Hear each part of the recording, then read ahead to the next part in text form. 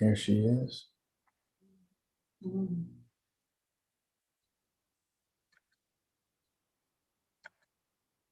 We have now Maggie, Cindy, Rondi, and Pastor Linda.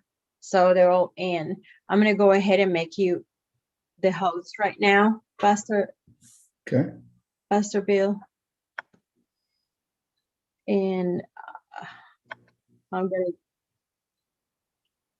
oh.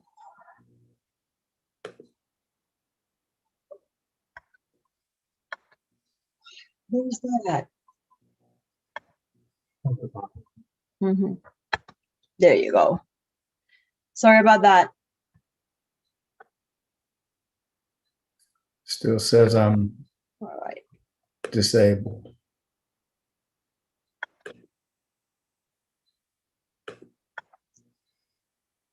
Yeah. Right, you're the host. That guy.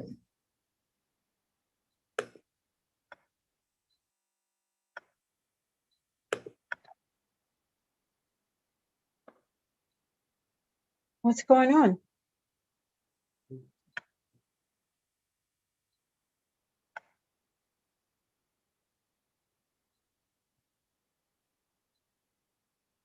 Who is this?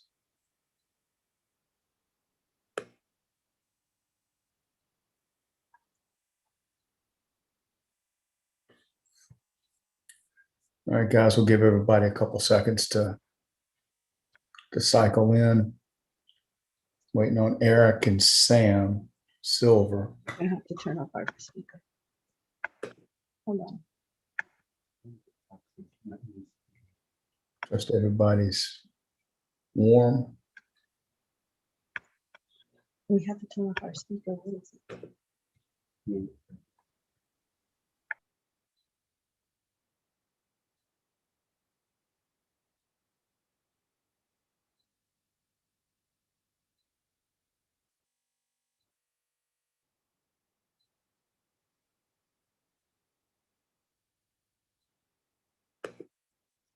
All right, guys, a couple housekeeping things real quick. Next Thursday, here comes Sam. I'm going to let Sam cycle in.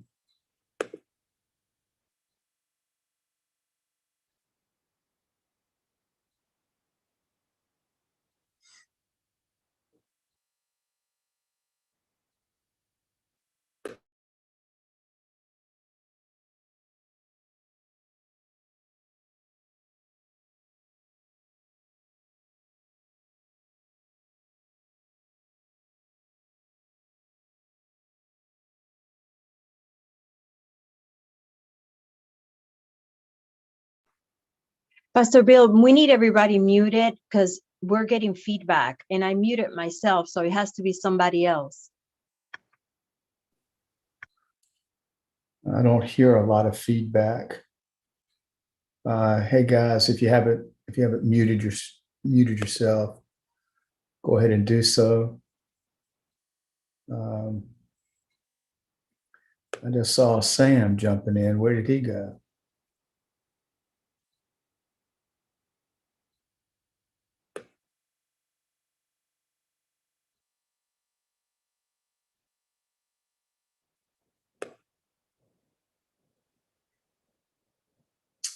And Wanda, I just sent you a text message. All right, a couple housekeeping things just to set the stage before we get started in the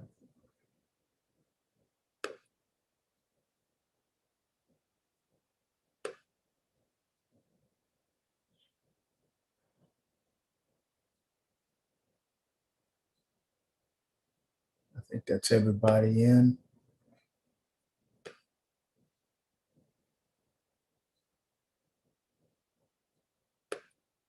All right, good evening. Thanks for jumping in, guys. I know we've got a little weather issue, but thanks for being here tonight. Next Thursday, we will not have class next Thursday. Denise and I'll be out of town. So what we'll have to do is we'll have to make that class up probably at the end of the semester is what we'll plan on doing. Eric, welcome in. Just letting everybody know that next Thursday we will not have class. Denise and I, again, will be out of town, so we'll make it up at the end of the semester. So last week I think we had a really good class. We just still pressing into sort of this concept and idea of really how we as individuals are made up of three parts. We are spirit, soul, and body.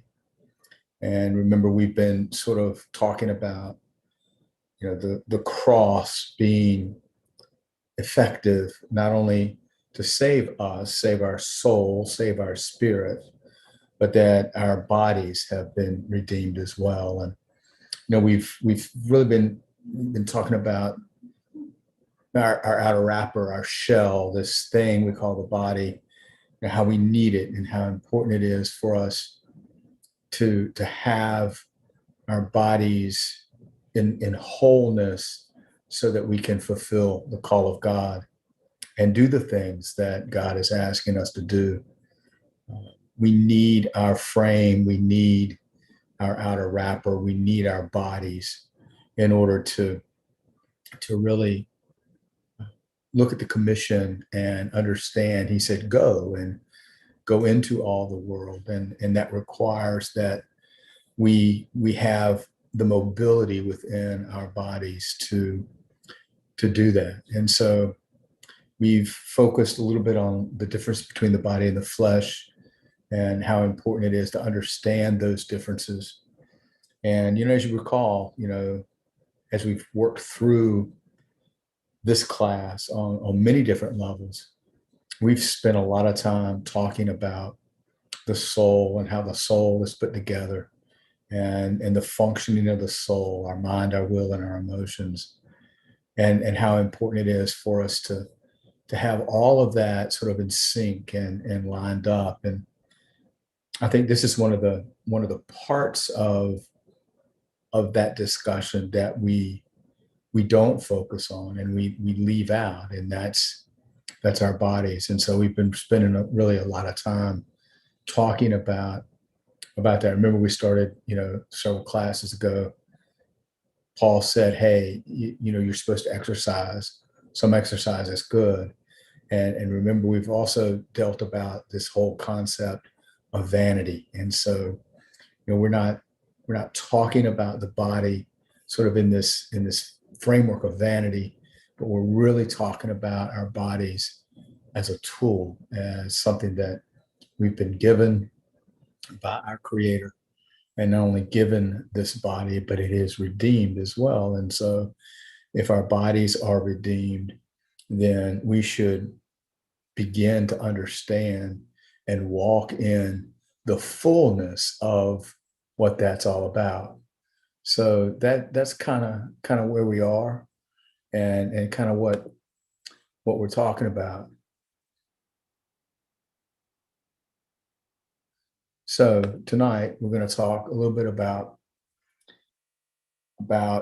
choice and kind of keep moving forward into this discussion. And the quote on the left, I think, is really important. Life itself is a privilege, but to live life to the fullest is a choice.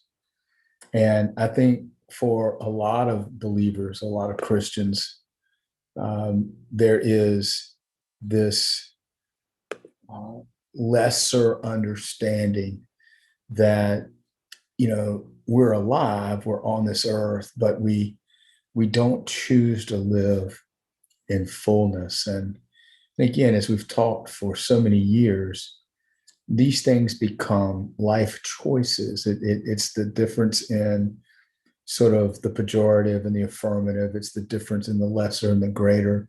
It's the difference in light and dark. And so we have to make a choice that it's not just enough to get up in the morning and go through our daily routine and lay down and go to bed at night and get up and do the same thing. We miss because we get sort of trapped in this in this ongoing sort of sedation of life that we miss living life to the fullness. We get caught up in all of the sort of the chores that we have to go through. And there are many, and there's a lot. There's a lot of those things that we have to do each day, and it's really important that we begin to learn how to find, even in the chore of the day, that we find the fullness of everything that God has for us. And I'm reminded there was a Facebook post, and I don't want to make light of it, but I want to use it as an example. There was a post. There was a person in worship, and her hands were up, and her eyes were closed, and the caption of it was, "My safe place with God." And I thought for a minute, well, we should then put a picture of us cooking, mowing the grass, going to work, driving the car, pumping gas, cleaning the toilet, doing laundry, as my wife would say. And that should be our safe place in the presence of God as well.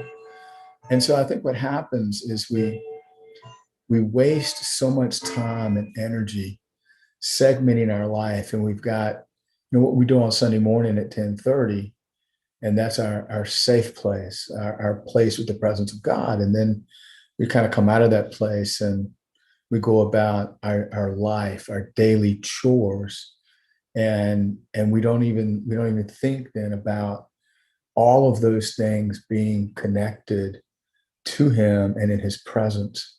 And I think because of that, we don't live life to the fullest. We live life in the chore of the day, and we think of that as drudgery. And I'm telling you, there are times where it does feel like that, but we spend too much time in the chore of the day and the activity of the day as it's mundane, as it's drudgery, as it's lesser, as it's something that doesn't equate to being in that place in the presence of God. And every activity, all of our life needs to be in that place.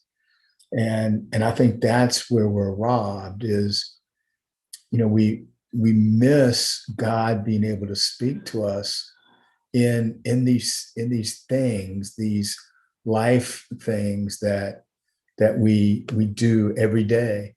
And so it's important for us to have that place, and yes, live with Him on the inside. So we're always, yes, that is correct, always there. The greater is in us, but we have to recognize that.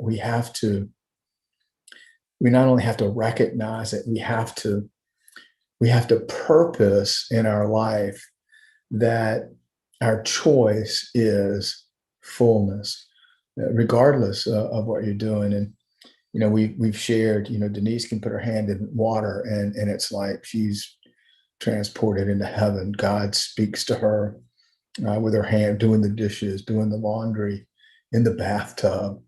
I think we miss the opportunity for God to come in these things that we're doing just every day.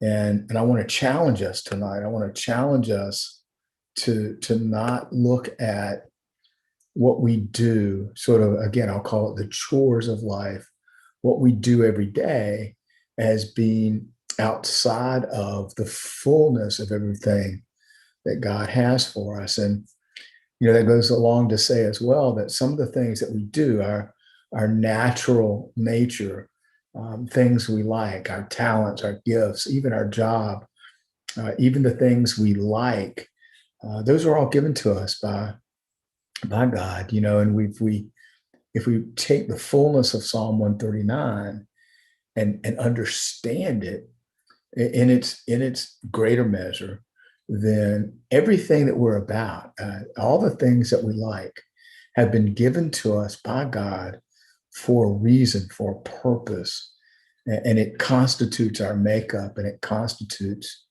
who we are. And we miss that because I think what we do is we pull out of our everyday life our connection in those things, in those activities, and we save sort of the activity of being in the presence of God for Sunday morning and not Monday at 2 o'clock when we're pouring through a spreadsheet trying to finish a report that we need to submit by close of business at 5 o'clock that day.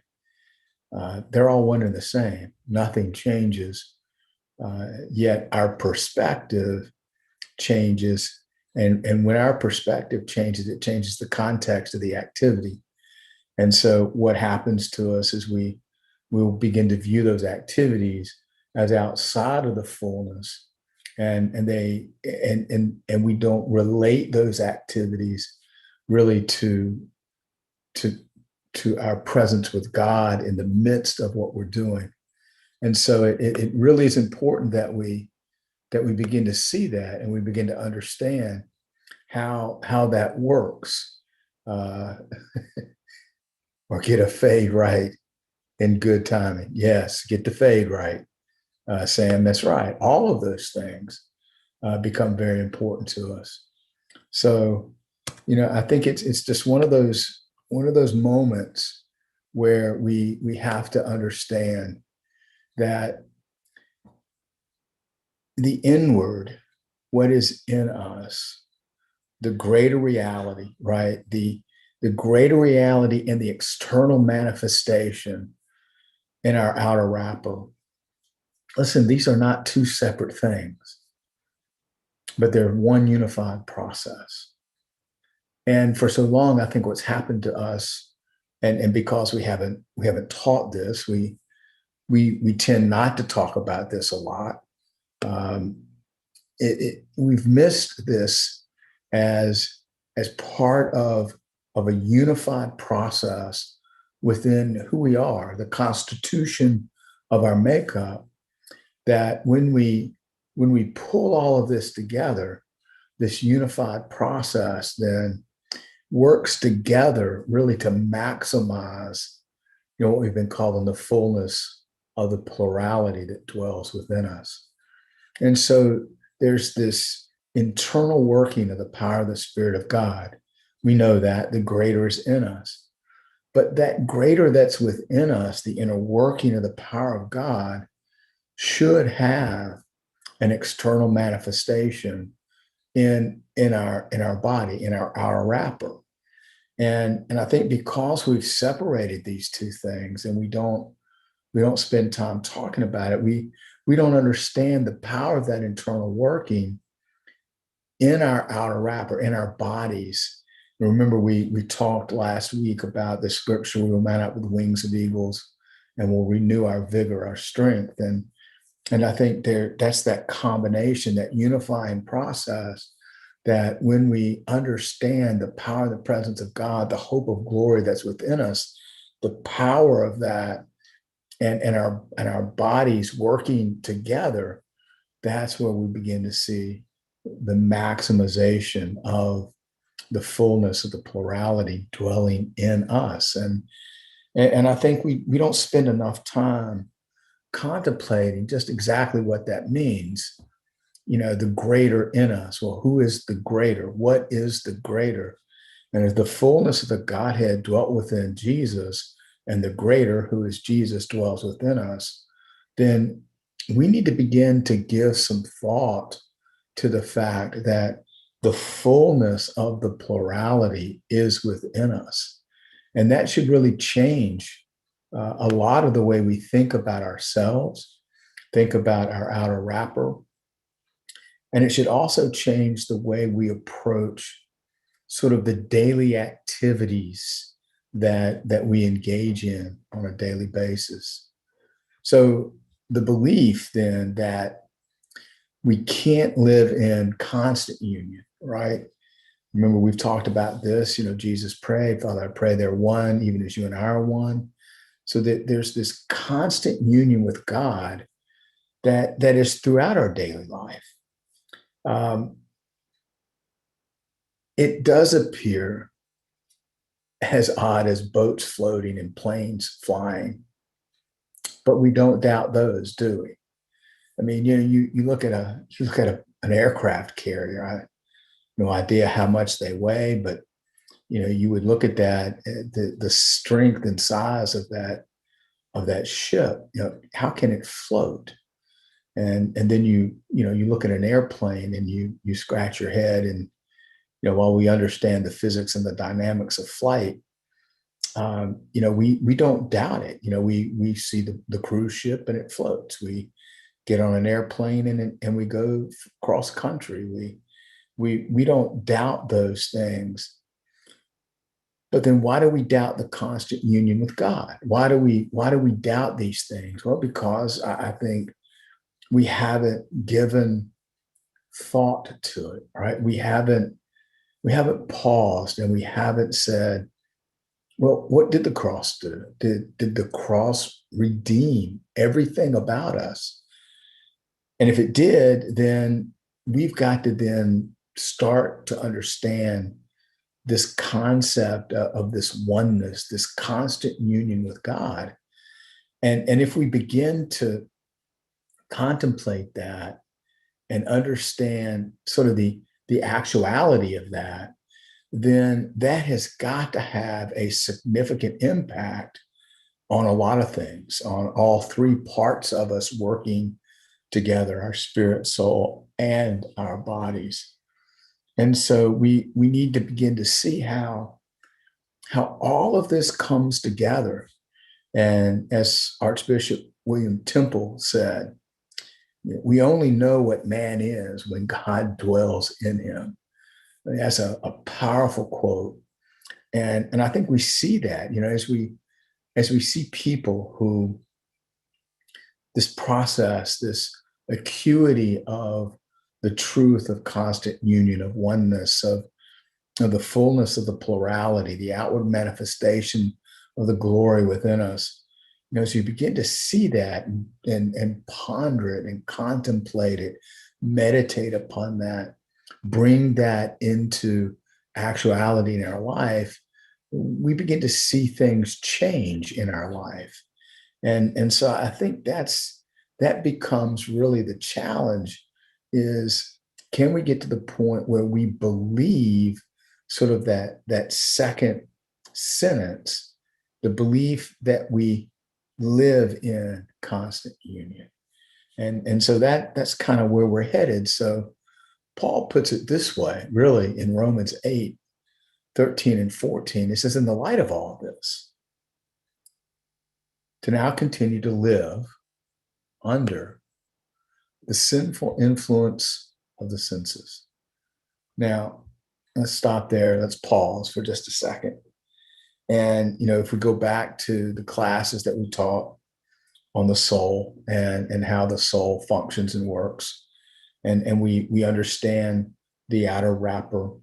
We talked about the five senses.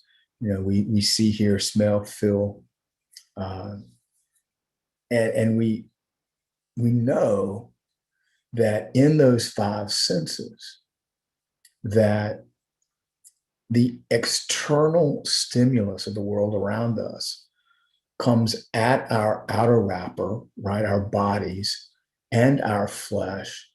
And so our senses, the influence of the world. And again, I think we can go back to Romans 12:1 and 2 to understand really what Paul's talking about here in Romans 8. He says in Romans 12:1 that we give our bodies, right? We give our outer wrapper, which is our reasonable, we lay it upon the altar, which is our reasonable act of worship. So we're laying down upon the altar our bodies. And as we do that, then these sinful influences of our senses, what we see, what we hear, what we smell, what we feel, we understand that we're not supposed to live under the dominion of that. Because he says here, if we do that, to live under these influences, then is to reinstate the dominion of spiritual death. And so we have to see sort of the contrast, what Paul's saying here.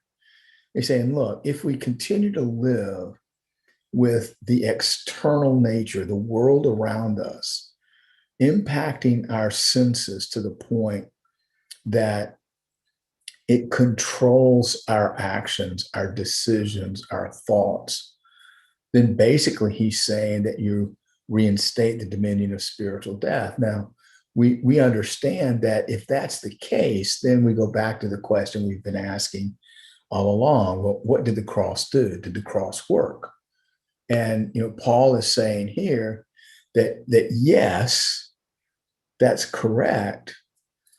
That if sin and death have no hold on us, then for us to go back into this place where we live our life and we are influenced by the world through our senses, then we are reinstating spiritual death. Ronnie says it doesn't say that the senses are sinful, just some influences. If there are sinful influences, then the converse is true. There are holy influences. Yes, exactly. Always. And we always can see first the natural, then the spiritual. So there's always the converse.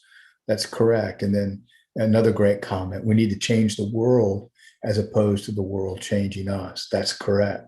So you're getting the concept, you're seeing what Paul is saying here. And again, as we connect Romans 12, 1 and 2 to Romans 8, 13 and 14, you begin to see sort of the pattern of what's going on here. And then he goes on, instead, right? Instead of what? Instead of reinstating the dominion of spiritual death, instead of doing that, we are indebted to now exhibit the highest expression of life inspired by the Spirit. Now, the expression of life is what we've been talking about, which is inspired by the Spirit. That expression of life is and are our activities, our daily activities, the things we do really become the expression of who we are.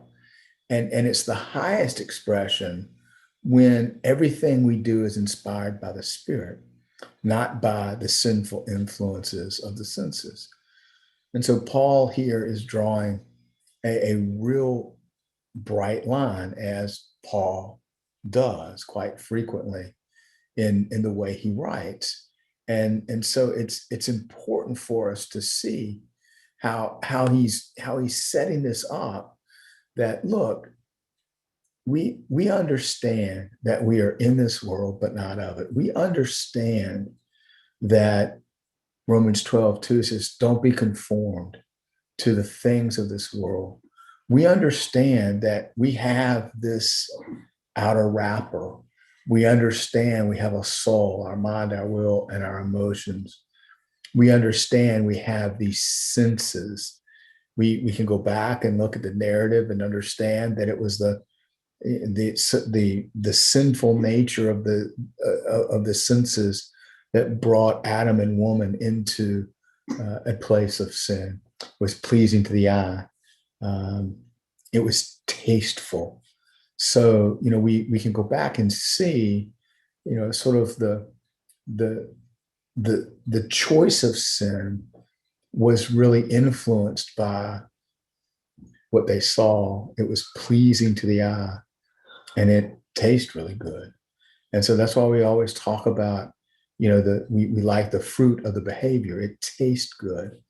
And so we see that. And then he goes on, the sentence right after that is this life, the life that we're in, this life demonstrates really zero tolerance to the habits and sinful patterns of the flesh. What life? It's the life that's inspired by the Spirit. Remember, he talks a lot about this in the book of Galatians, as he's talking to the church at Galatia, talking about the difference in the life of the Spirit and the life of the flesh. And so we see sort of throughout Romans and really throughout a lot of the writings of Paul, the other Paulinian epistles, he really draws these distinctions between who we are in this world, our life inspired by the Spirit of God, the power of the Spirit within us, and sort of then why do we do this other thing? It's like we talked about in first year. Why do we look at the distorted portrait? Why do we put the old coat on? Why do we get out of the box we've been translated to and go back into the other box? And so that becomes really the challenge for us. And Paul continually puts us in this place of challenge.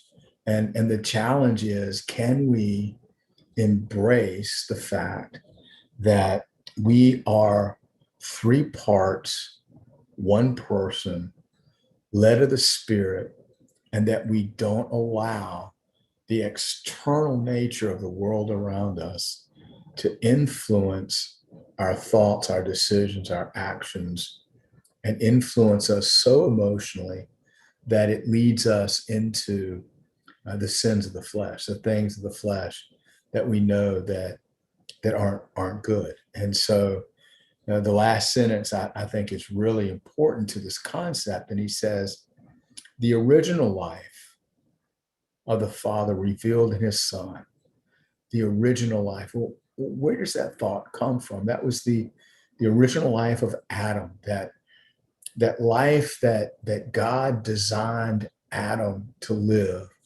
with the plurality in the garden.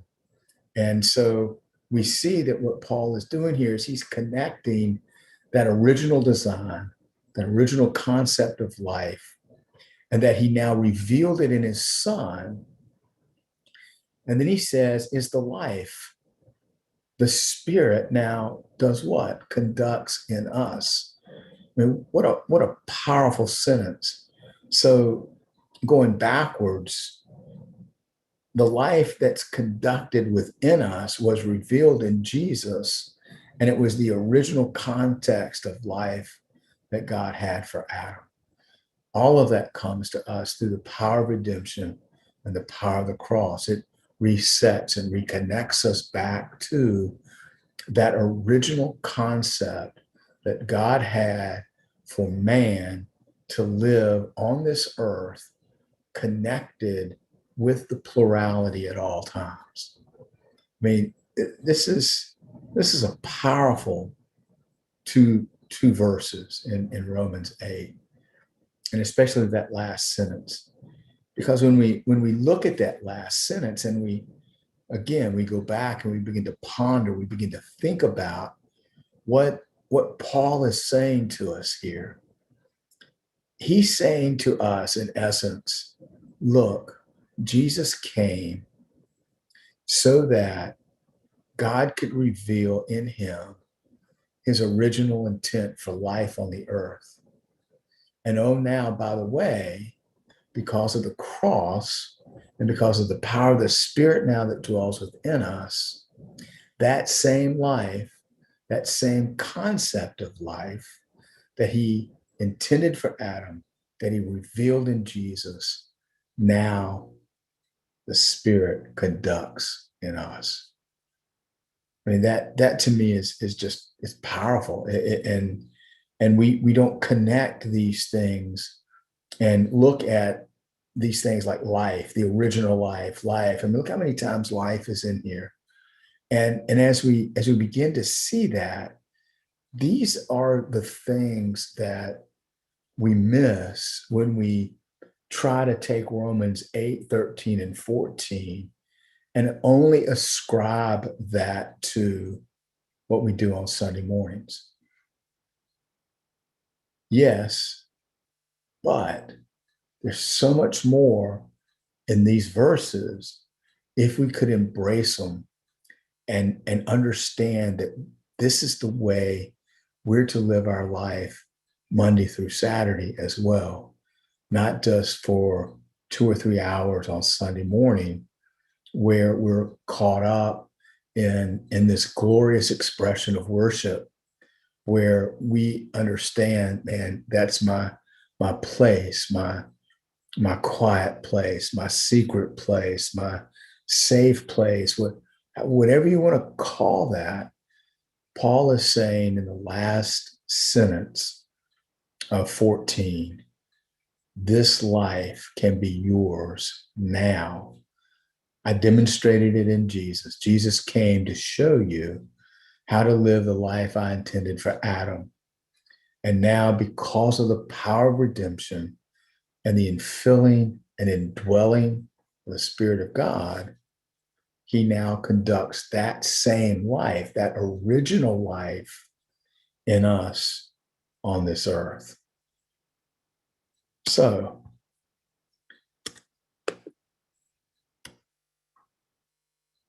to seek God really does not narrow our life. Rather, it brings us to the level of highest possible fulfillment. And so Tozer really is sort of picking up on what Paul was talking about, is that when we pursue him, when we pursue God, it's not like our life gets really narrow and we get really confined. But what it does, as we give him our life and we let the Spirit of God within us sort of manifest that original life that we're designed to live in, it raises us to a level that is really amazing. And as Tozer says, the highest possible fulfillment, living in the fullness. Do we want to live in fullness, or do we want to live in measure? And I think that becomes really the challenge. And it's a choice, as the first slide said. It's our choice to live in fullness or to live in measure. And I think a lot of times the measure comes when we eliminate God out of our daily routine, the things that we just do every day. A lot of what we do out of habit, yes. I mean, we all have a routine and we're all kind of comfortable within our routines. But even that routine is given to us for a purpose. And we've got to understand that sort of sometimes in the grind of the routine, in the grind of the day, there's certain things you have to do every day. There's certain things that you have to do every week. There's certain things that you have to do every month. There's certain things you have to do every year. And so as we embrace these things, whatever they are, however they're defined in our life, and they're all different for each one of us, because God has designed each one of us uniquely and different. And so all of these things that we like, I mean, I like chocolate ice cream. You may not like chocolate ice cream. You may like peanut butter cookies. I mean, we all have these different things that God has knitted into our DNA and specifically make us who we are. And so we have to embrace that and understand that all of those things are given to us by God so that we can live in fullness and not in measure. Yeah, Rhonda, you're right. Routine does help us stay focused and accountable. And so the routine becomes important. The danger, though, and what happens, I think, to us is we separate routine and we put it in this bucket of, well, things I've got to do, but we separate that from the presence and power of God in our life. And when we do that, then yes, all of a sudden, what happens to us is that routine, that grind, instead of embracing it and allowing it to bring us to the highest place of fulfillment, we let it drag us down and it becomes mundane. Why? Because it's separated, whatever that activity is, it's separated from the presence of God and the power of the Spirit. And so that's why these things then become drudgery, or we don't want to do them, or it's a headache, or it, we just get to the point where, Eric, you're right, our routines need to be changed and our mind renewed. Well, all of us, not just yours, Eric. But you're right. This is what happens. And so when we separate these things from what God is doing in our life, then we miss God in the small wonder of things that he has designed for us. And so the lie, right? The lie, and it is a lie, it is nothing more than a lie, is that this type of life, a life that uh, Brother Andrew talked about in his book, Practicing the Presence of God, um, this type of life is regarded by the world and unfortunately by the church as futile, self-torturing, excessive, far off, strange, and sometimes just completely out of place. And I think that becomes the challenge for us is to not embrace the lie. And if we can do that, if we can take the lie and say, look, our life, our routine, the things that we do daily, the things that make us who we are,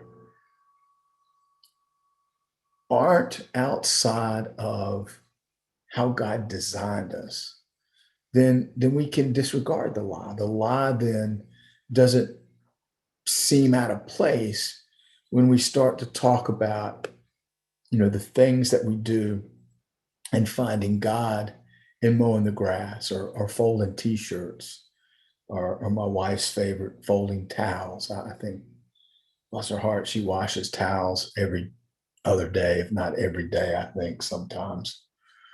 And going to work, just the things that all of these things, if we're not careful, what happens is we separate those things, and then it's like the routine wears us out instead of the other way around, embracing the routine of life and the power of the presence of God, and not thinking that our routine is self-torturing or futile at best. This concept of being one with him, walking in fullness and not measure, we begin to think of it as, well, that's not my experience. Well, if that's not your experience, then remember what we've talked about. To change your experience, you need to change your information. And so if it's not your experience, you need to look at your information. What is the information saying to you that's created your experience? Because that's what's happening. Information, the information that we gather, that predicates our experience. So our experience comes out of what we know. And so if we're sitting here talking about living our life in the full measure of the presence of God at all times, and we look at it and we go, that just seems futile, or it just seems strange, or better be careful. You don't want to be oversaved, right? I mean, I've heard that term. You don't get excessive. Don't be so heavenly minded. You're no earthly good. All of these things that we've talked about.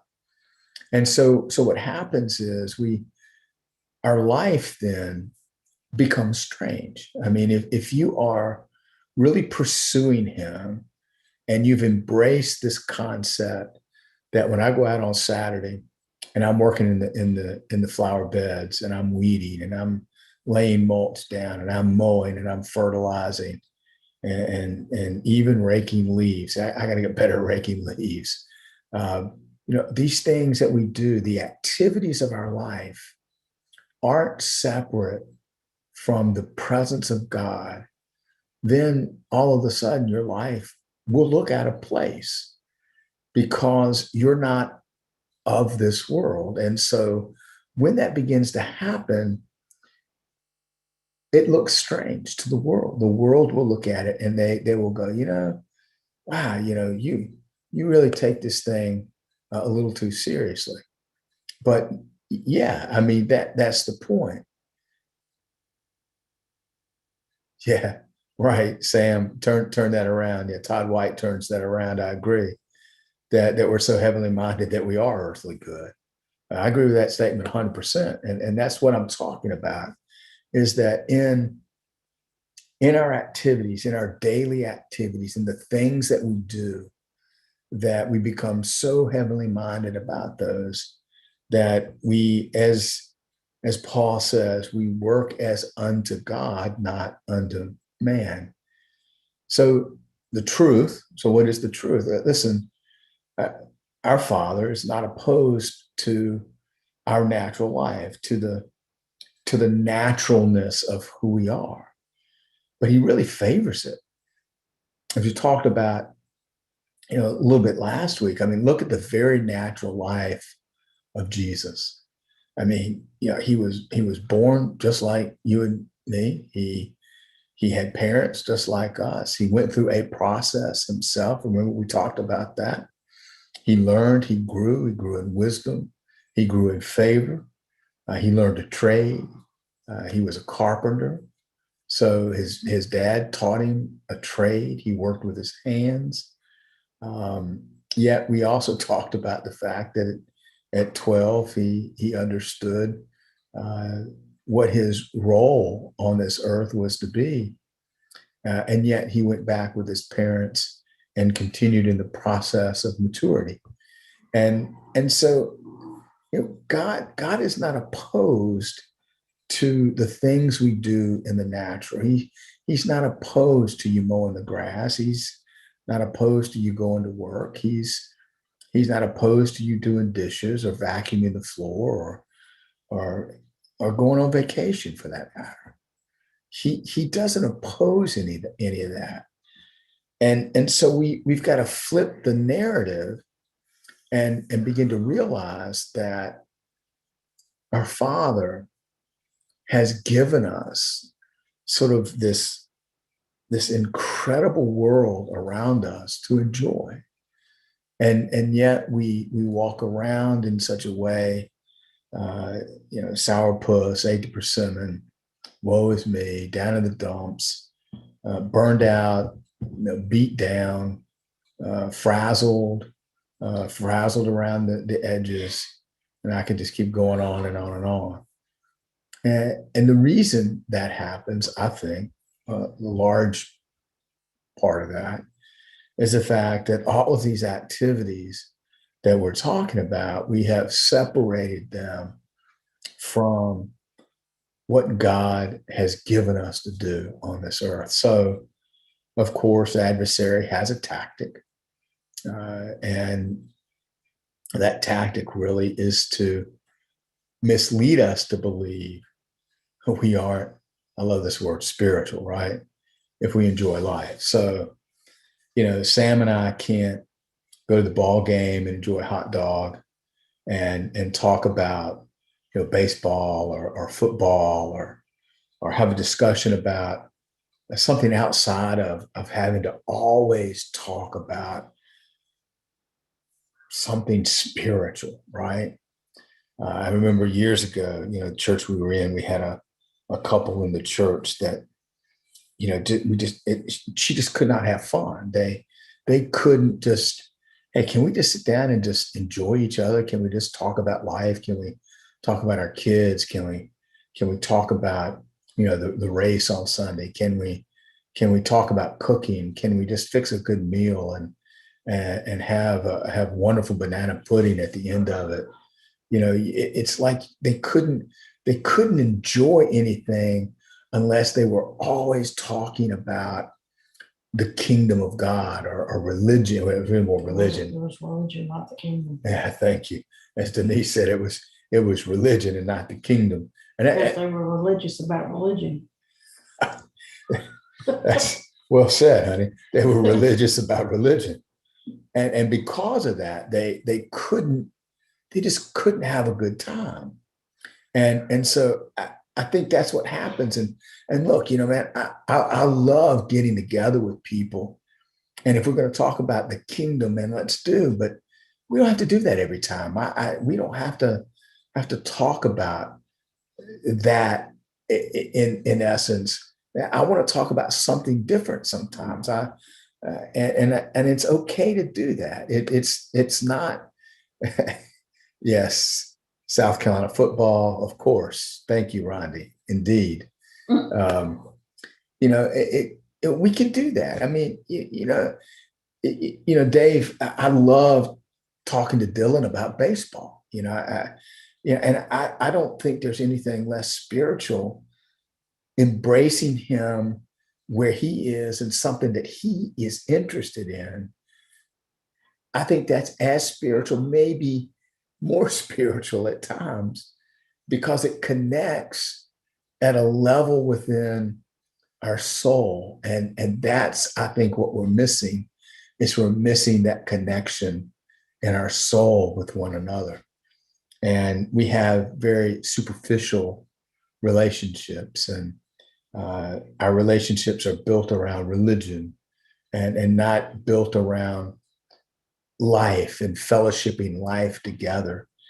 And I think that's why we get to the point sometimes where when the storm comes and it's bad and we have a bad moment, a bad season, we hide. We won't share that with one another because we don't have these really strong relationships that are built outside of religion. And so adversary wants us to believe that we have to focus on the pejorative all the time. And that's really what religion does, right? Religion always focuses on the pejorative. Your heart is deceitfully wicked. You're a sinner saved by grace. And so religion forces us to focus on the pejorative. And as we've talked about for so long now, nothing in the lesser connects us to the greater. So when we focus on the lesser, when we focus on the pejorative, then what happens to us is being spiritual then, right? So what we're talking about is contrary to having a good time, to liberty and to spontaneous expression.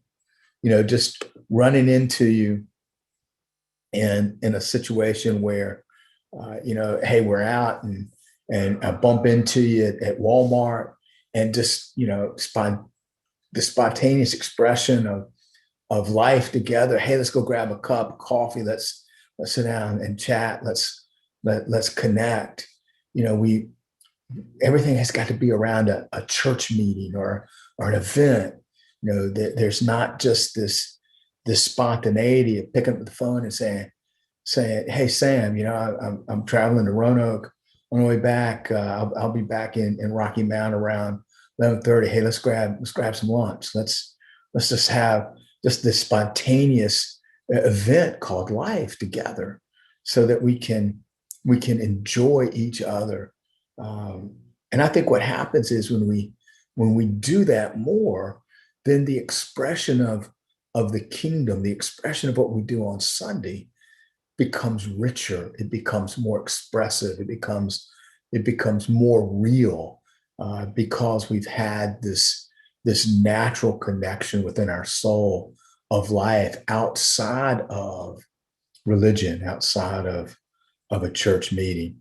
To segment our lives is to live disconnected. Yes, Rondi. Yes, ring the bell. If I had the bell, I'd ring it. And that's living in the inferior. Again, yes, ring the bell. That's exactly right. And I think, unfortunately, that's what we do. That's what a lot of the church world does, is they segment and they disconnect. And I think Paul was saying to us, in Romans 8, 13 and 14, that that's not the way to do it. And so then our spirituality that's focused on the greater and the greater measure of life, well, then opens the doors of heaven's eternal blessing, energy, and resources in abundance.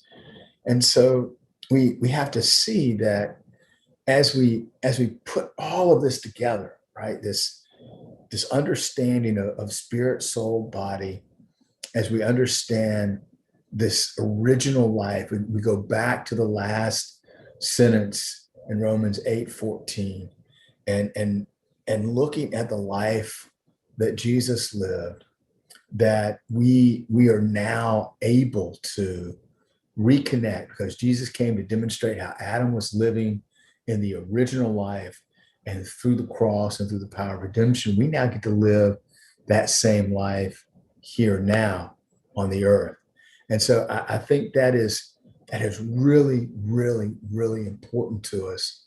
And so we have to understand how that works. And I don't know if this is from Dave or Wanda, but in the first semester, we spoke a lot about wearing a mask that hides our true self. That mask can be religion and our spirituality. Yes, it can. Absolutely.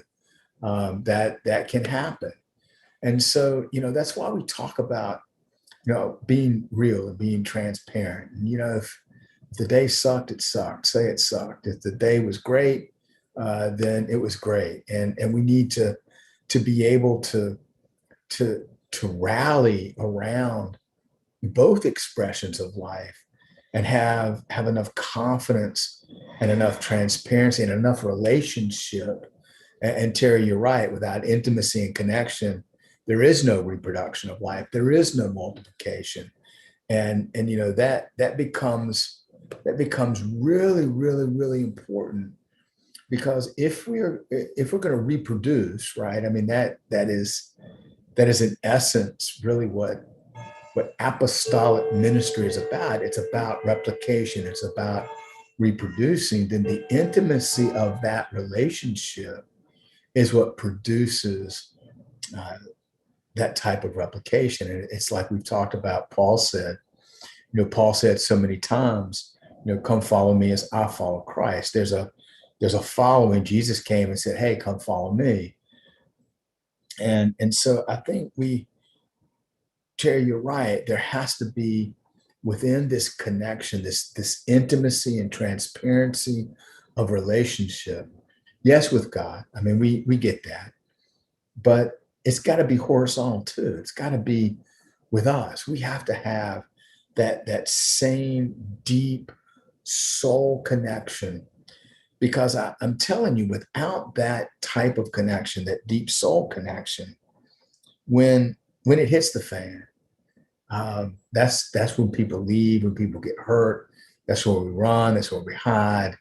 That's where we leave church, go to another church until it hits the fan again, and go to another church until it hits the fan again, go to another church, because we've never been in a situation where we have developed that intimacy of that connecting within our soul with just the natural things of life. Everything does not have to be built around religion. And I think if we could get that, then we would begin to connect at a much deeper level.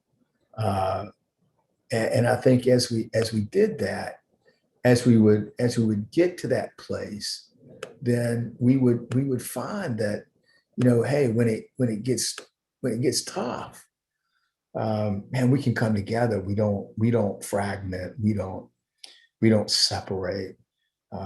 We stay together in the midst of even the darkest moment of our soul. And we've sort of talked about the situation of the church here in town.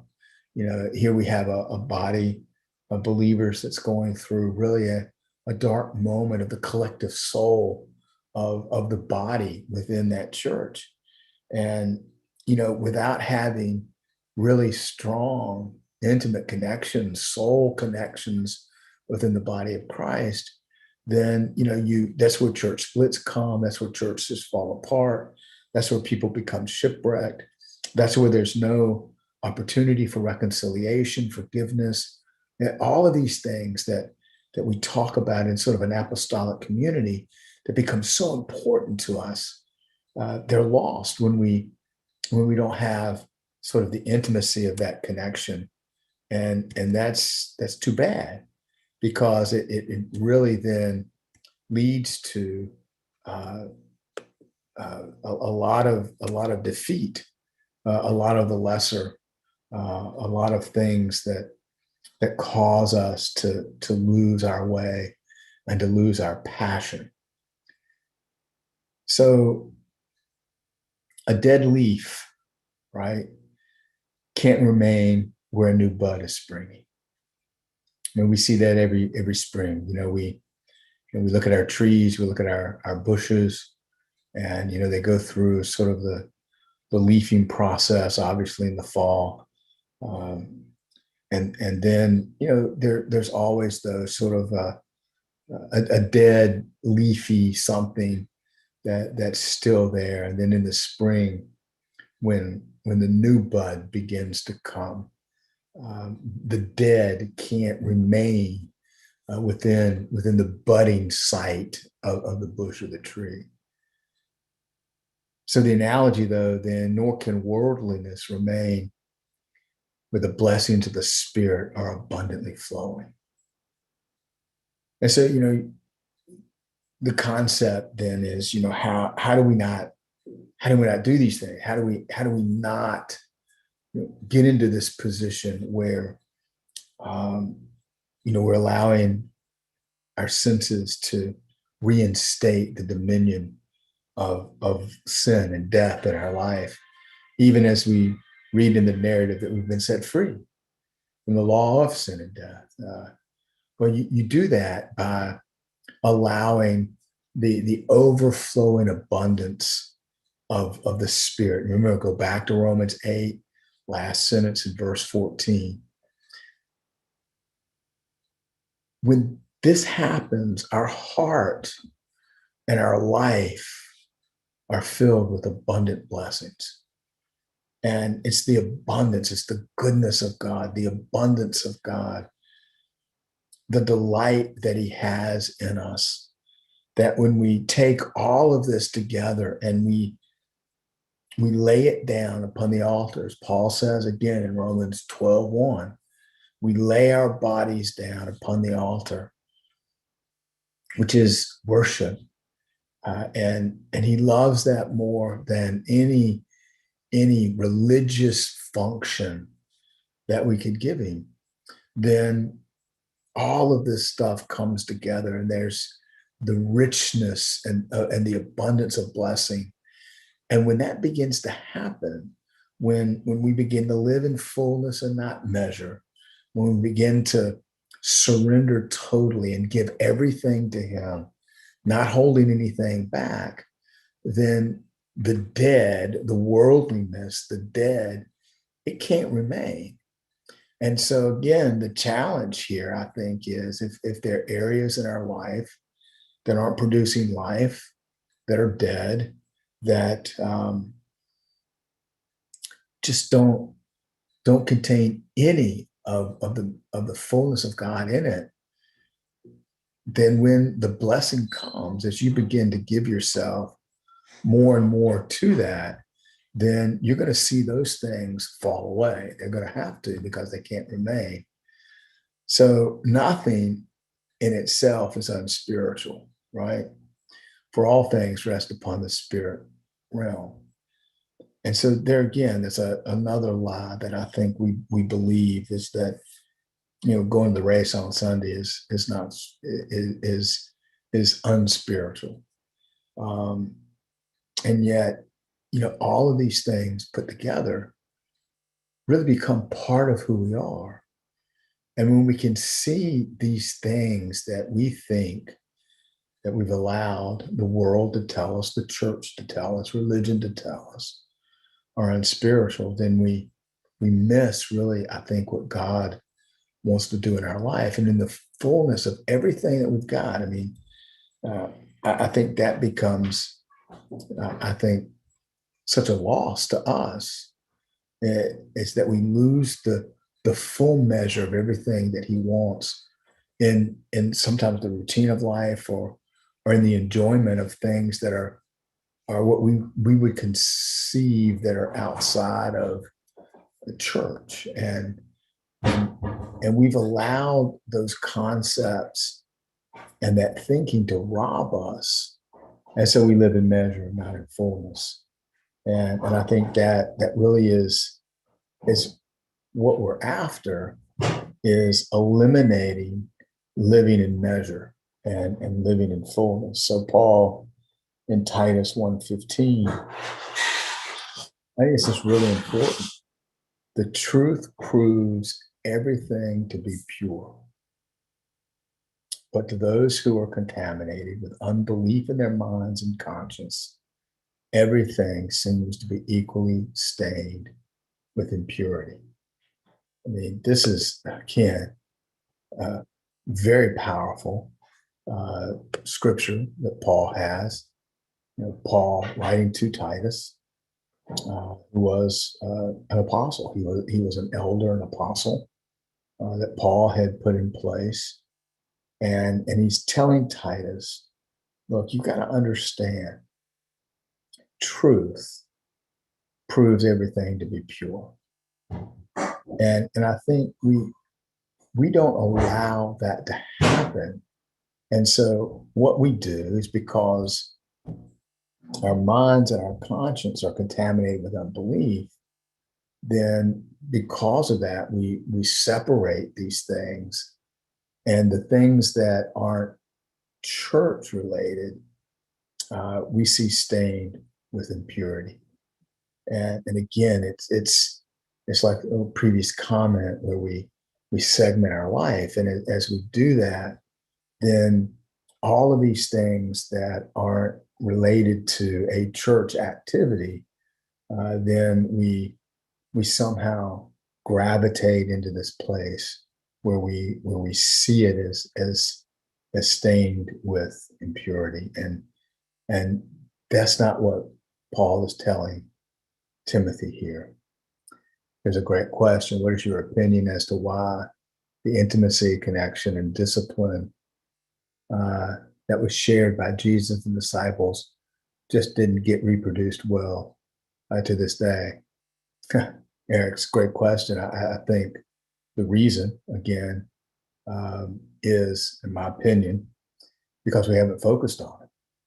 I mean, we have focused more, and you guys know me well enough that when I start saying this, you get my point. We have focused more on church, worship, glory, presence, prayer, sort of the functions of religion, and yet we've not connected the things outside of sort of the function of church with spirituality. I mean, you got to realize, Jesus was with the boys 24 hours a day, 7 days a week for 3.5 years, basically.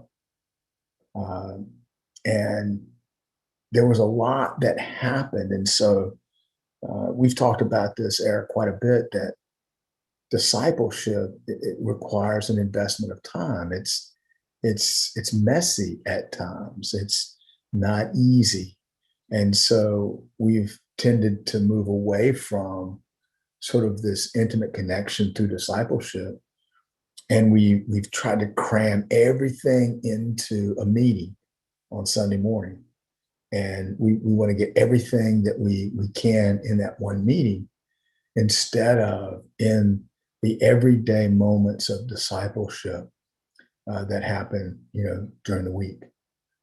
So I think it's a great question, and I think that the point of that is, listen, this type of relationship is not easy to do.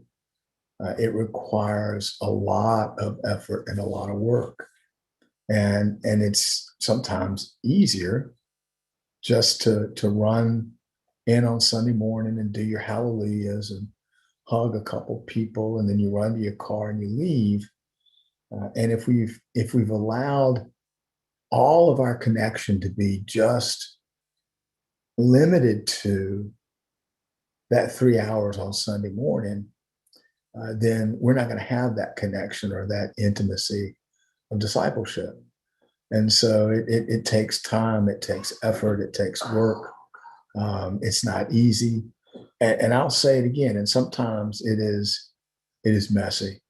And, we have to create an environment where the mess is allowed and it can be dealt with and treated and not frowned upon or shunned or oh my gosh kind of things. And we've talked about that as well. And so we lack the commitment to disciple someone else. Yes, absolutely. Again, why? Why do we do that? Because it's not easy. Discipling people, a group of people. We all have commitments. It seems like we all live scattered all over the place too. It's not like we're 5 minutes away. That's the other thing with Jesus and the boys. They were around each other all the time. For Denise and I, to get to Terry, it's about an hour and a half drive. To get to High Point, it's an hour. To Eric to get to Moravian Falls, for both of us, we'd have to meet halfway somewhere, I think. So it takes quite a commitment to pull this off. And fortunately, or maybe unfortunately, we have other tools that we can rely upon: text message, instant messenger, Zoom, things that can connect us. But even at that, there's something about that physical, personal presence and connection that discipleship requires that is not easy. It takes commitment. It takes time. It is sometimes messy and sometimes difficult. So we end up again talking about the lesser. The lesser desires are overcome because we've submitted ourselves to the economy of heaven.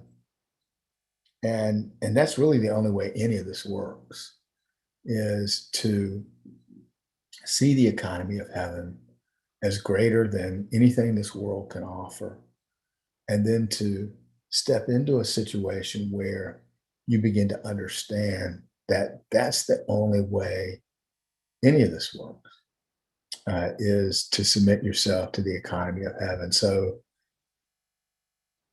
kind of supporting the questions that were just asked, the failure to obtain a deeply satisfying life, all three aspects, again, always has the effect of making sinful actions seem good. Now, you write that down on an index card, carry around with you all week. Because we're not satisfied in life, we look for something else. And as we look for that, it was pleasing to the eye, it tastes good. So we see those actions then as good. They're okay, because those needs, those wants, those desires aren't being satisfied in the kingdom. We'll go and find them elsewhere. So our life, all of it matters to our Father. Everything we do, every part of our life, every aspect of our life, our hobbies even, our activities, our routine, our daily routine, our constitution, our makeup, how we go about our daily lives. So again, in the green, we've been talking about this. You don't forget about the kingdom for activities outside of Sunday morning. And that's really what we're talking about here, is not forgetting about the kingdom. And it's just not about Sunday morning. It really is about everything. And that becomes really, really, really important to us. And we miss that. We just sort of throw everything in the bucket, and we don't understand that he considers all activities holy. All activities, not just what we do on Sunday morning, but everything that we do is holy. And so, yeah, Eric, you're right. The core of discipleship is connection. yeah, it's got to start there. Without that deep connection within our souls, discipleship doesn't start. It doesn't even begin. And you can't have accountability, right? You talk about accountability, but we can't have accountability without connection, right? Because I can't hold you accountable if we don't have connection. And so without that, without the intimacy, then any accountability then begins to feel like control or punishment instead of just correction and growth.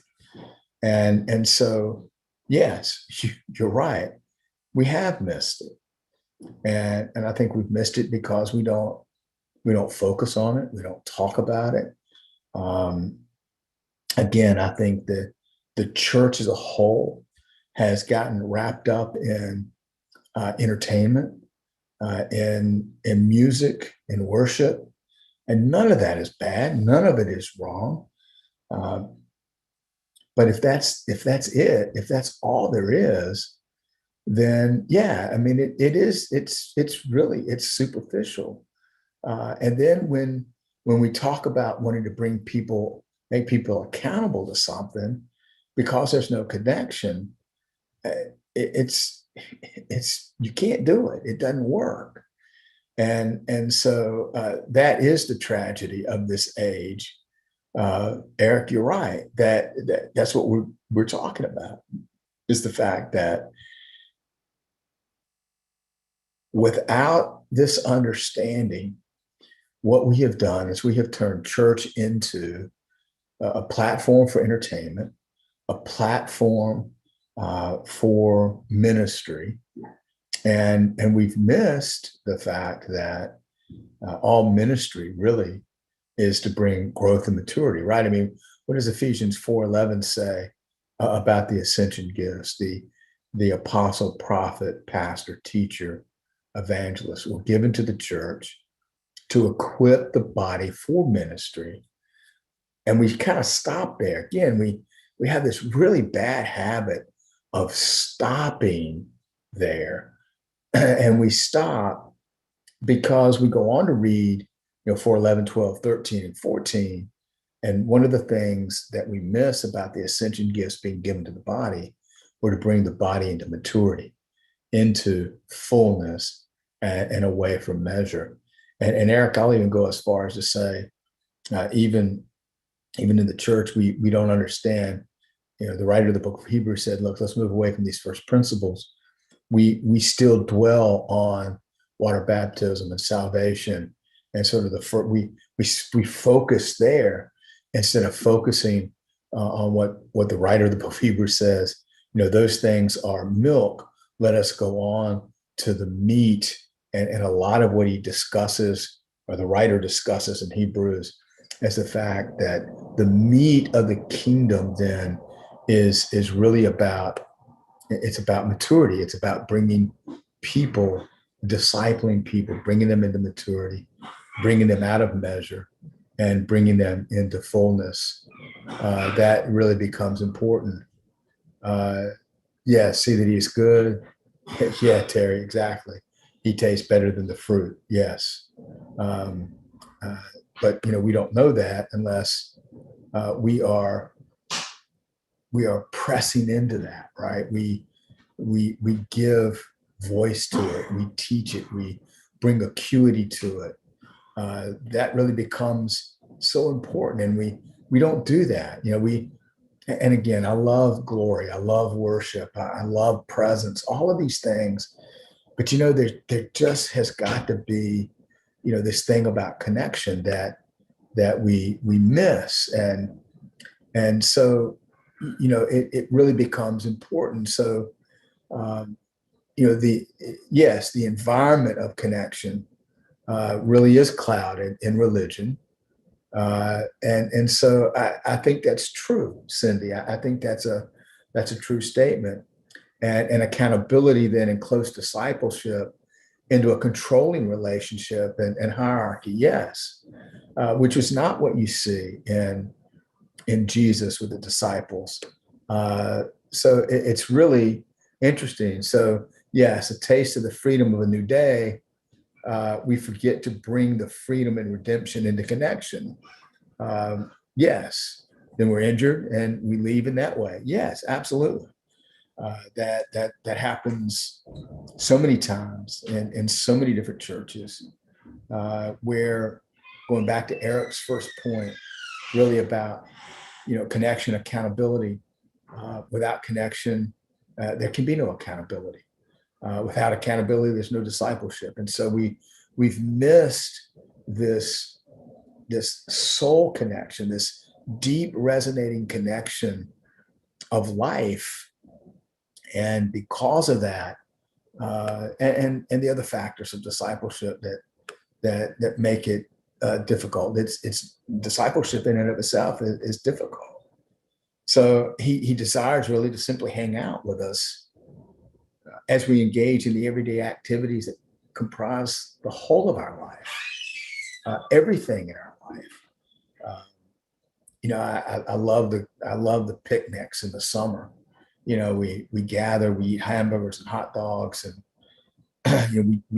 I love to go around, and as Terry so aptly put it the other day, I water all the plants. But I love that connection on a Friday night, eating a hamburger and a hot dog, and being able to connect and talk and say, hey, where'd you grow up? Where'd you go to high school? How'd you meet your wife?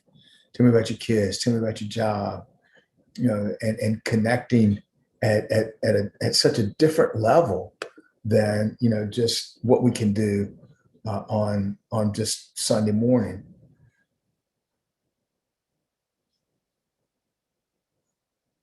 Yeah. Yes, you are correct, Eric.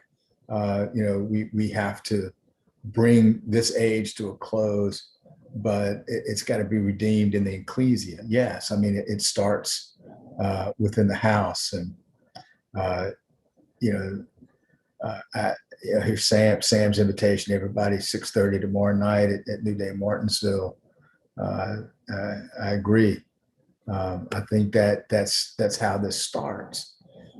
So again, back to separation. We've talked about this a little bit, and I think it becomes so important. We can't separate our soul from the body and embrace purity without regard to the body to which it belongs.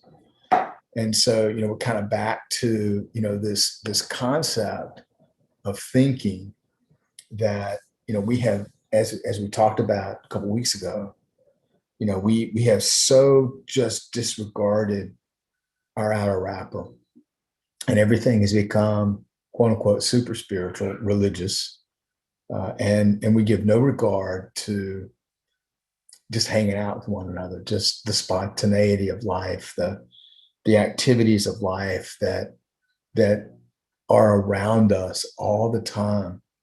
And we don't view those as spiritual. We view those as the mundane aspects of our life. We have no connection. We have no intimacy, both vertically or horizontally. There is no discipleship. So when it hits the fan, either corporately or individually, it's hard to reach out. And I had a phone conversation yesterday with a prophet in Alabama. I had sent him the Wednesday roll call, and said, hey, give me a victory, give me something you're working on, and then, he sends me a message and says, man, I need to talk to you.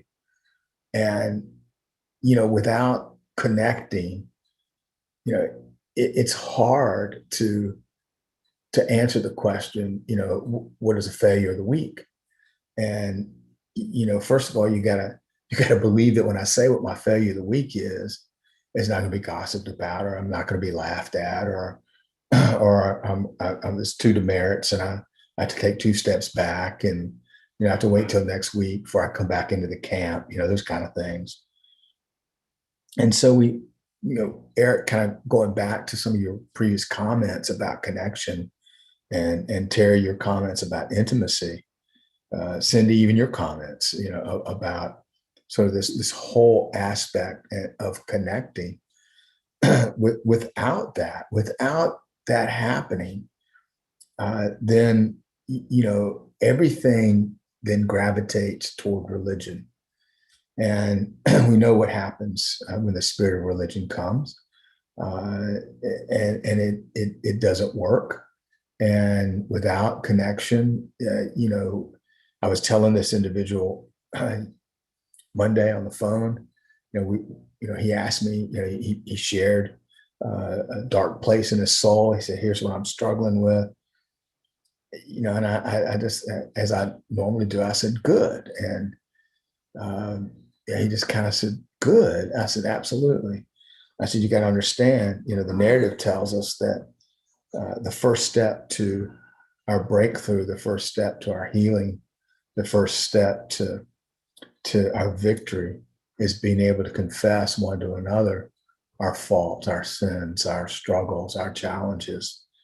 And, that, Eric, back to your comment about connection and accountability, you're not going to do that without that type of connection, that type of interaction, that type of fellowship that is outside of just a Sunday morning. Hey, how are you? Good to see you. And then everybody goes their separate ways, and there's no longer an accountability or a connection.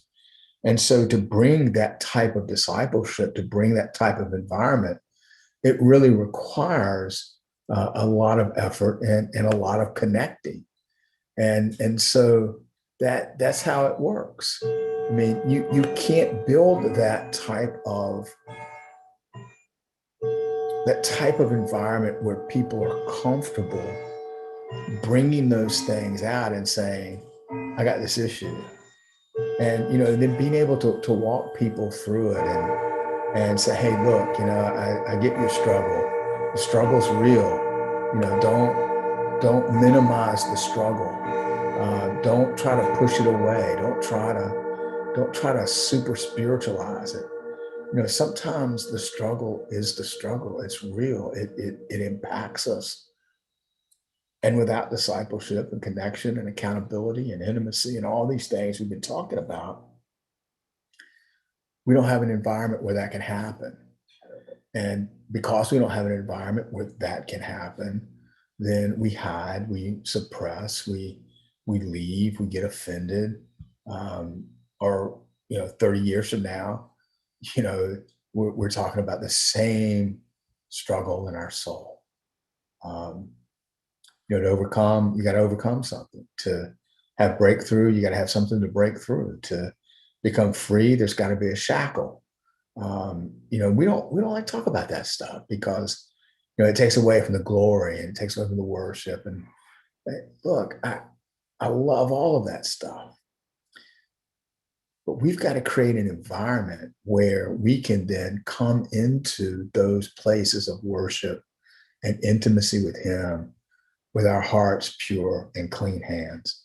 And part of the way we do that is through all of these comments. I mean, you guys have had some great comments tonight about the power of discipleship and the power of accountability, the power of owning it, right? And then I mean, to be accountable, then somebody's got to look you dead in the face and say, "Hey, look, you got to own this. You can't blame the cat, the dog, the fact that the dog ate your homework."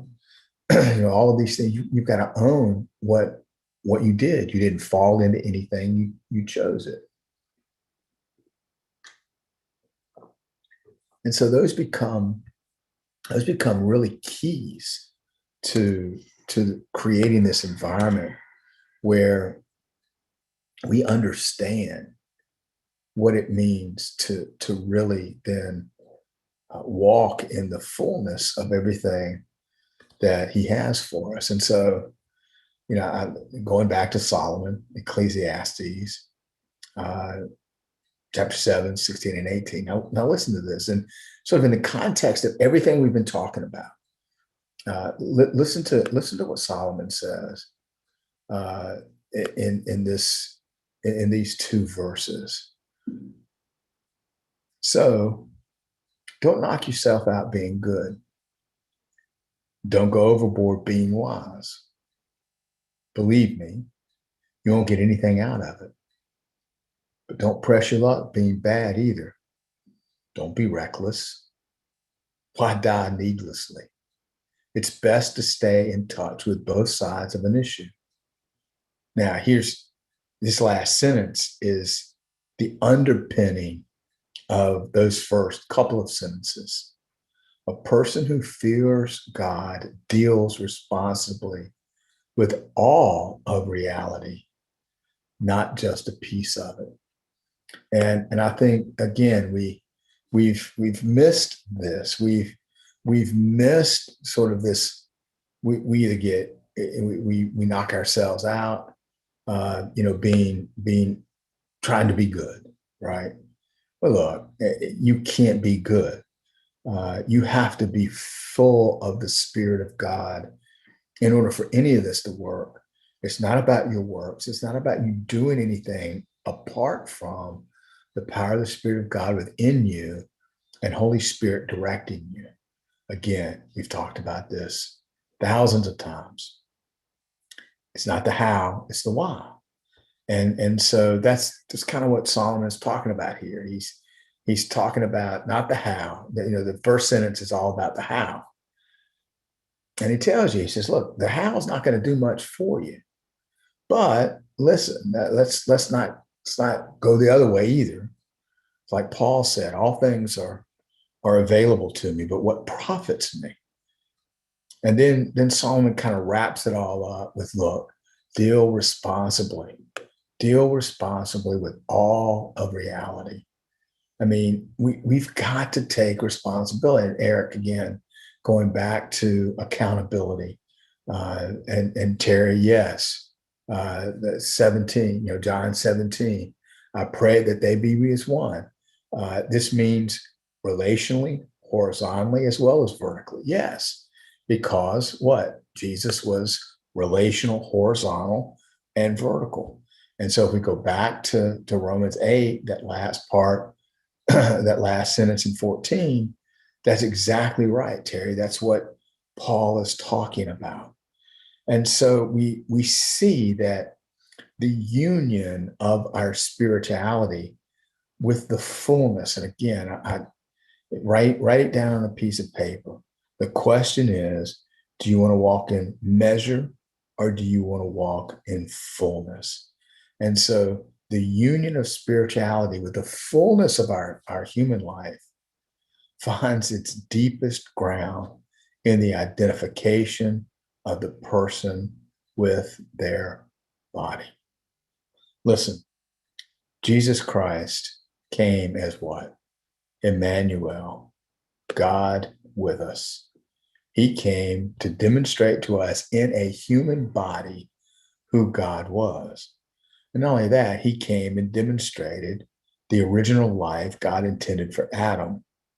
And then because he gave his body for us, we can now live redeemed in the redeemed body of the cross. And so it all makes perfect sense. But again, we don't spend a lot of time talking about these things because it doesn't seem spiritual, does it? I mean, we're talking about spontaneity, having a cup of coffee together, having dinner with one another, coming over to watch a football game, or having pizza, going hiking, getting together to watch a movie, going to the movies. I mean, I remember several years ago, I don't know how it happened. What was the movie with Stallone and all the Expendables? Remember the Expendable movies? There were 3 of them. Stallone and Schwarzenegger and all of the guys who made all these great action movies. Well, there was, I think it was Expendables 2. A bunch of us got together and decided all the guys were going to go to the movies that Saturday afternoon. And then go have pizza after the movie. About 12 of us. We all met at the Palladium, went to the movies, and look, the movie was exactly what you would expect. It was every action movie ever made wrapped up into one. It was funny. It was bloody. It was action movie-ish. I mean, it really didn't have a lot of plot or theme to it. But it was fun. I mean, 12 of us, we all laughed. We all, had a good time. And then we go to the pizza place, go to Morosi's or whatever it was over at the Palladium. And, we're sitting there having pizza. And somebody looked at me and said, so when are we going to do anything spiritual? And I kind of chuckled and laughed. And I said, isn't that what we're doing? And he couldn't get over the fact that, the movie was kind of gratuitous, had a lot of violence in it. And, I mean, here we are, having a meal, and, nobody prayed before we ate. And, we're not, we haven't spent any time talking about Jesus, and I'm like, simple fact that we've been together, that doesn't represent Jesus. I missed the whole point of the afternoon. And I think that's what this is all about, is the fact that we miss the whole point because we're constantly wanting something religious. And that's just not what happens. And Eric, you're right, connection. And Sam, I'll go back to your meetings that you have once a month.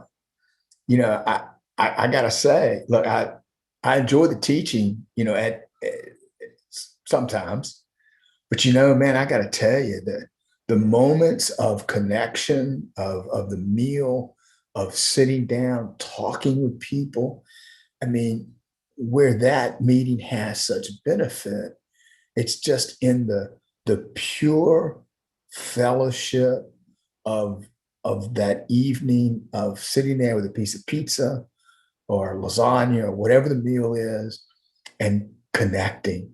And if somebody teaches that night, great. But if somebody doesn't teach that night, you know what? That's great too. And I think we miss the spontaneity of connection when we're always looking, as Denise keeps saying, religion. We're looking for religion and not connection. And that's where we get in trouble. And that's where we miss, I think, the full measure of connection. I mean, Sam, I've had some conversations with some guys, just sitting across from them at the table, eating a meal that are, talking about fishing, talking about the race, talking about job, work, family, children, as have just been amazing. And so we miss the point because we're constantly looking for something to happen. Thank you, Sam. Note taken. That actually takes some of the pressure off. Yeah, it should, because sometimes it's not about having somebody give you a 30-minute sermon with 3 points in it and 9 scriptures. Sometimes it's just the fact of just hanging out and getting to know one another. I would much rather hang out and get to know people, connect. As Eric's word, Eric always has these words: pause. Tonight's word is connect. Right? I'd much rather connect than feel like I've gotta pray for somebody or prophesy over somebody or give a 3-point message. If all of that comes out of connection, then man, that's fantastic. And look at the methodology of Jesus. I mean, a lot of what he did came out of everyday real life situations, and a lot of his teaching, a lot of his connection came out of, hey, they're hungry, okay, feed them. I mean, hey, you're trying to catch fish, you're on the wrong side of the boat. Um, there's a part of the narrative where the boys came in from fishing and he was fixing breakfast. Uh, we miss the natural connection and the naturalness of what Jesus did. He wasn't a spirit.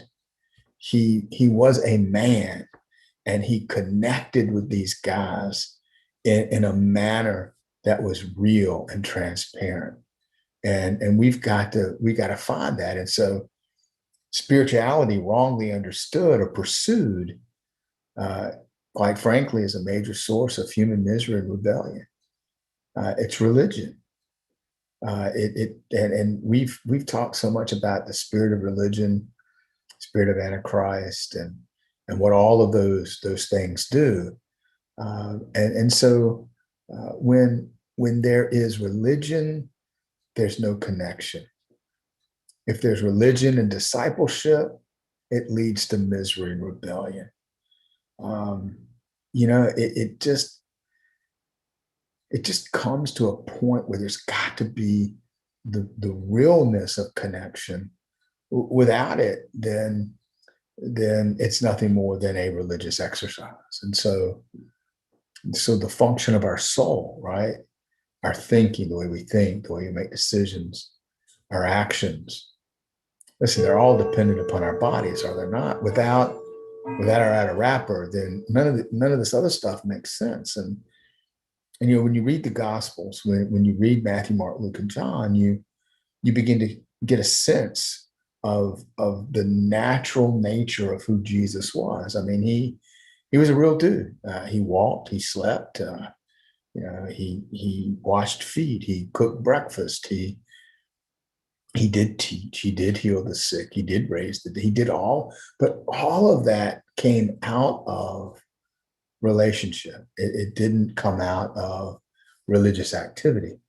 And so, even the woman caught in adultery, and the woman at the well. I mean, think about the realness of those stories. Stop reading them and trying to find all the spiritual in it. There's a lot there, but begin reading those stories as if they're really happening. They were real. They were tangible. I mean, Jesus said to the woman at the well, "Hey, can you get me something to drink? I was thirsty."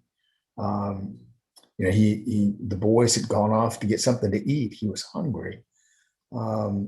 So out of the naturalness of his life, there was a connection that was born with the woman at the well that changed her life. Out of the naturalness of him standing there looking at this woman who was caught in the act of adultery, changed her life. There was a realness in Zacchaeus that changed his life. There was a realness in Bartimaeus that changed his life. So, you got to see that we want to bring change. We want to heal the sick. We want to raise the dead. We want to see these things happen. But guess what? They're going to happen because you're in the flesh. You're in your body. And you have to use the natural nature of who you are. And what makes John Jacobs and the Power Team so powerful?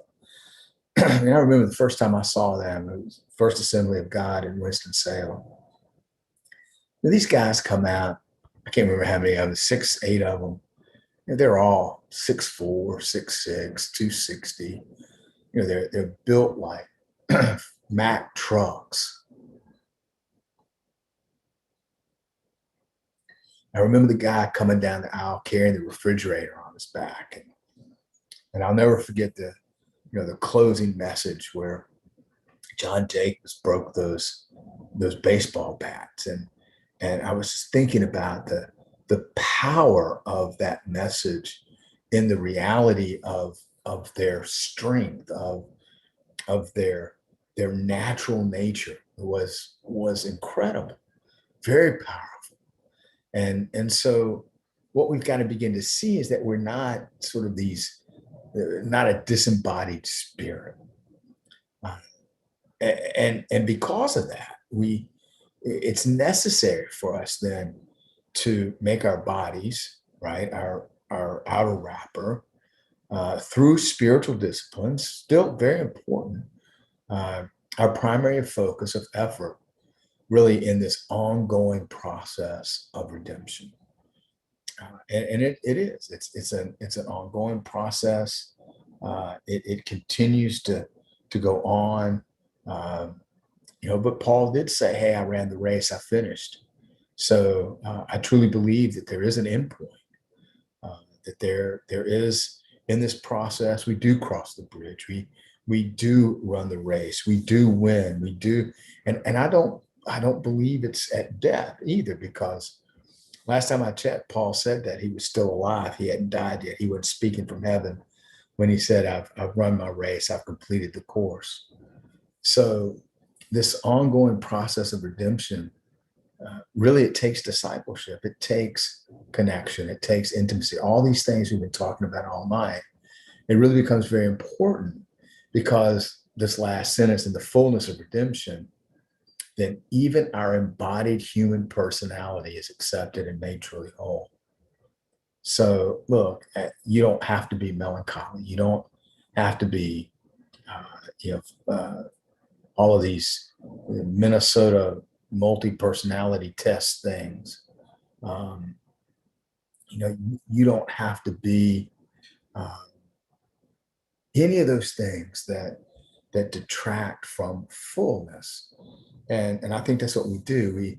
We just accept the fact that, well, I'm melancholy. Well, is that right? Or are we accepting sort of the natural nature of that test to dictate who we are, because we've separated our daily life from our connection with God and with Holy Spirit?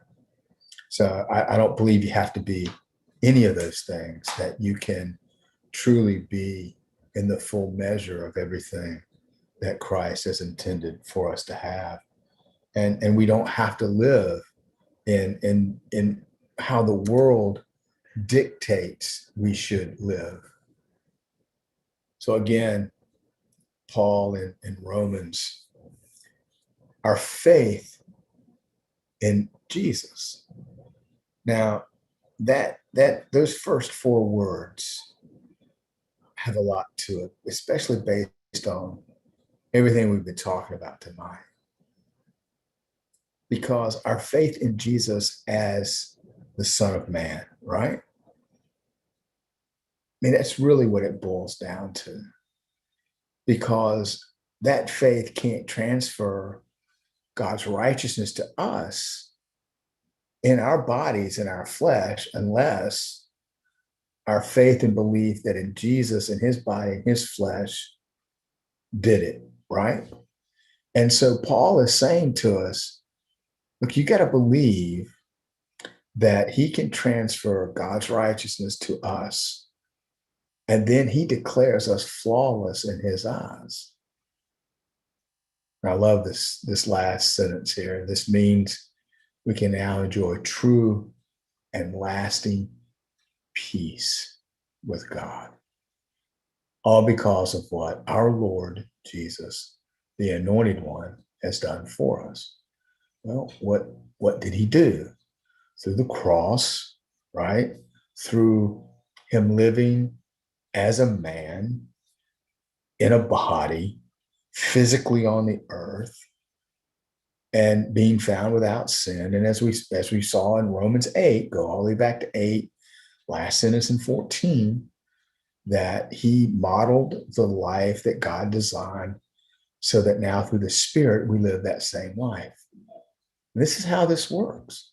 I mean, you want to know how Romans 5:1 works? Take Romans 5:1 and couple it with Romans 8:13 and 14.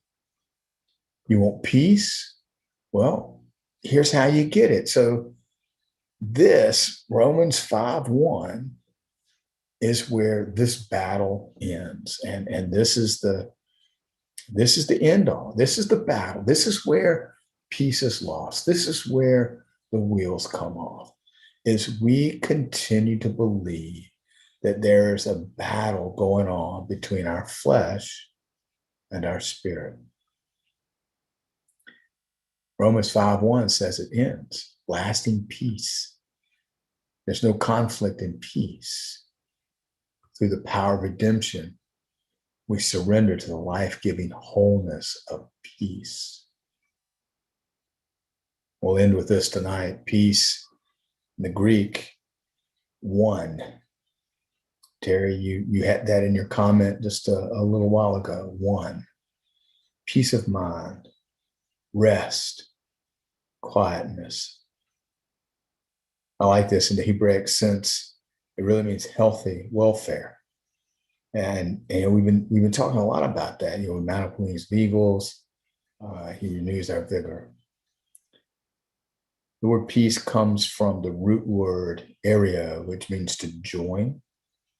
They'll be as one, tied together into a whole. Right, the three-strand cord that is not easily broken. Wholeness. And I like this. When all essential parts are joined together.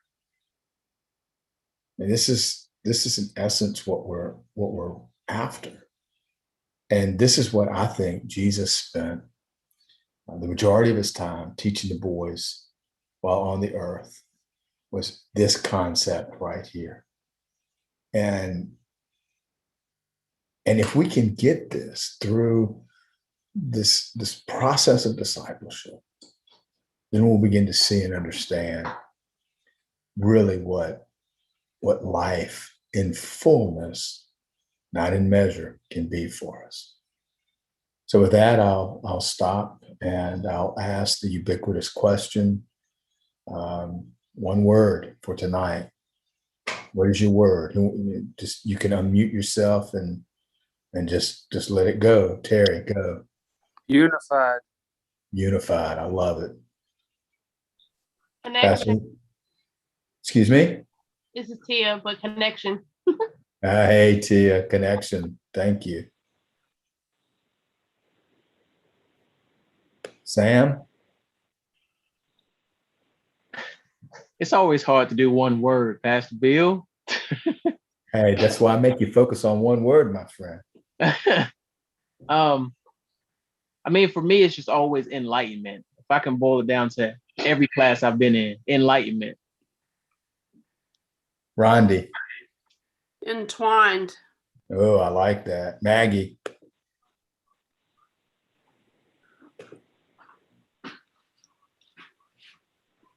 Wake up, Maggie. Hi, Bob. I just couldn't get my thing to work. I don't have one word. I just keep hearing I am. There you go.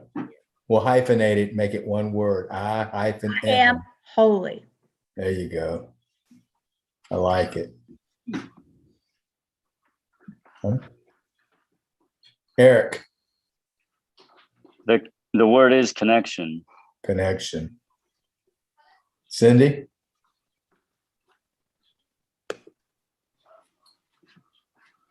I just put dependent in the chat. Dependent. I like it. Dependent. David.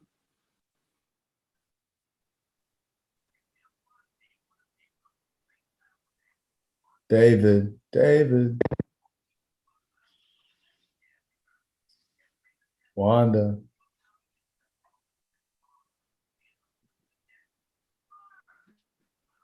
They'll unmute themselves in a little bit. Anybody else? Pastor Linda? Connection. There you go.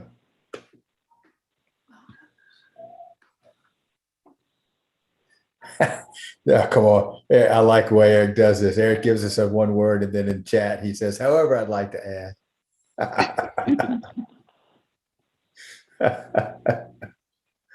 I like it. I'd like to add real connection, accountability, intimacy, and relationship must be redeemed. Indeed. Honey, one word.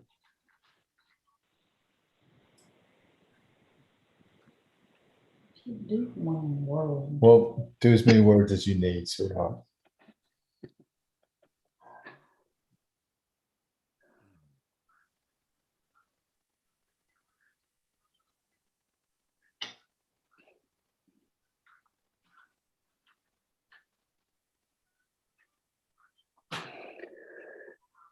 All right, guys.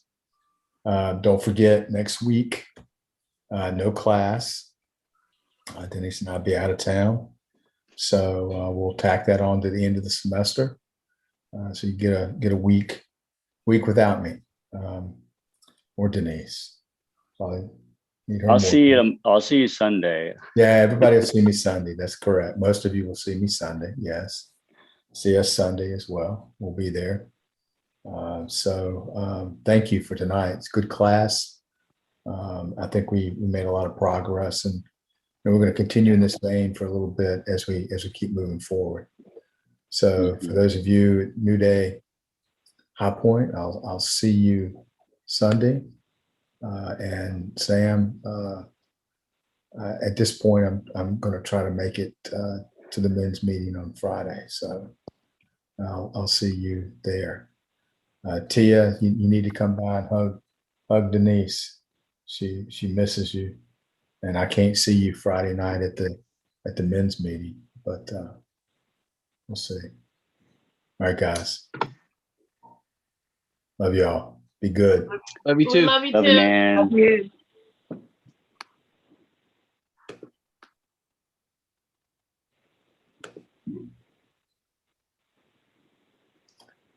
All right, Wanda. Pastor Lou. Bill, can you give me Yes. the controls back? Yes, ma'am. Take them.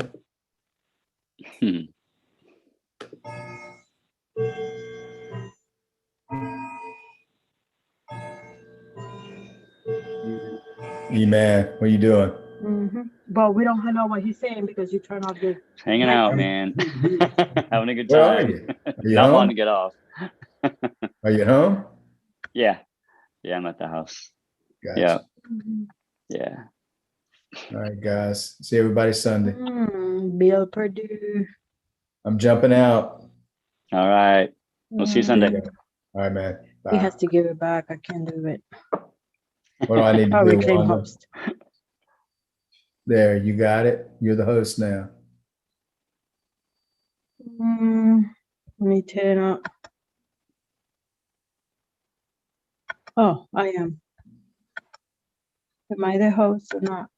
Yes.